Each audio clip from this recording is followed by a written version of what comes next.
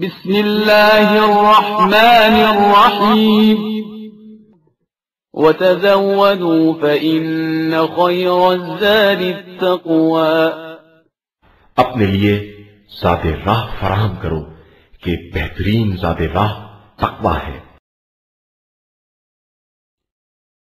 سورۃ الضحیٰ کی فضیلت۔ کتاب خواص القرآن میں ہے کہ جو شخص سورۃ الضحیٰ کی تلاوت کرے قیامت کے دن جناب رسول خدا صلی اللہ علیہ وآلہ وسلم اس کی شفاعت ضرور ضرور فرمائیں گے۔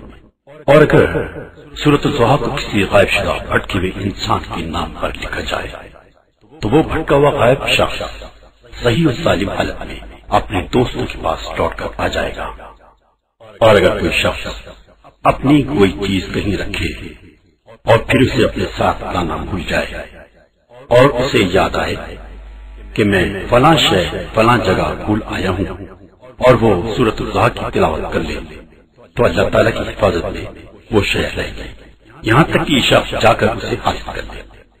رسول خدا صلی اللہ علیہ وآلہ وسلم نے فرمایا، جو شخص پابندی کے ساتھ اپنے دوست کے لیے جو غائب ہو گیا ہو یہ سورہ تلاوت کرے، اس سورہ کی تلاوت کرنے سے غائب شدہ شخص صحیح سالم اس کے پاس واپس آ جائے گا۔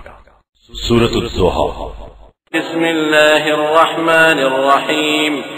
شروع کرتا ہوں اللہ کے نام سے جو بڑا مہربان اور مسلسل رحم کرنے والا ہے۔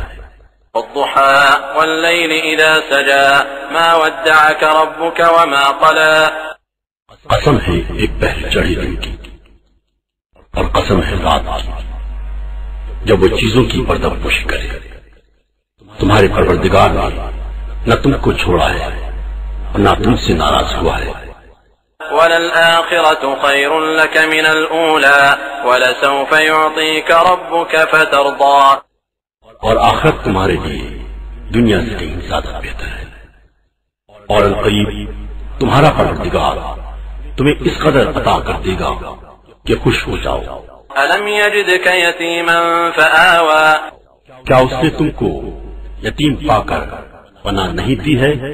وَوَجَدَكَ ضَالًّا فَهَدَىٰ۔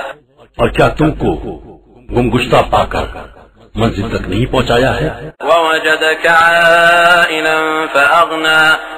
اور تم کو تنگ دست پا کر غنی نہیں بنایا ہے؟ فَأَمَّا الْيَتِيمَ فَلَا تَقْهَرْ وَأَمَّا السَّائِلَ فَلَا تَنْهَرْ۔ لہذا اب تم یتیم پر قہر نہ کرنا اور سائل کو جھڑک مت دینا۔ وَأَمَّا بِنِعْمَةِ رَبِّكَ فَحَدِّثْ۔